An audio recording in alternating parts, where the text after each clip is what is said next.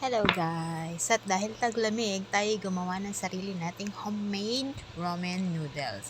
Pero, ang gamit ko lang talaga dyan is yung regular noodle.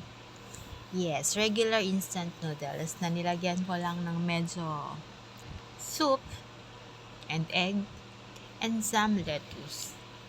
Para magmukha siyang, yung lasa niya is hawig-hawig sa ramen noodles talaga.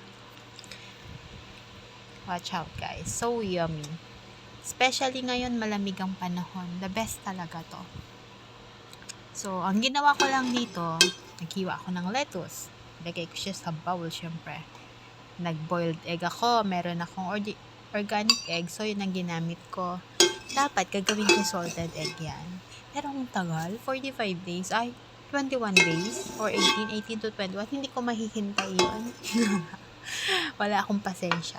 So, ang ginawa ko, nagawa ako ng ramen noodles. So, yung spices na nandun sa instant noodle, nilagay ko lang siya sa boiled water. Tapos, ganyan lang kasimple.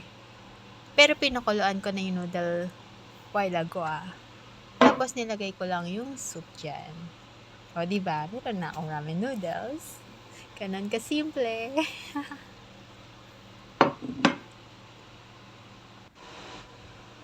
Ang lamig pa naman ngayon guys, ang sarap. Ang sarap ng ramen noodles ngayon. Namimiss ko ang Japan pag ganitong time.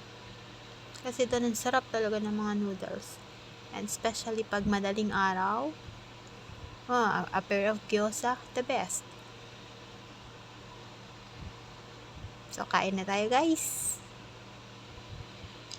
Thank you so much.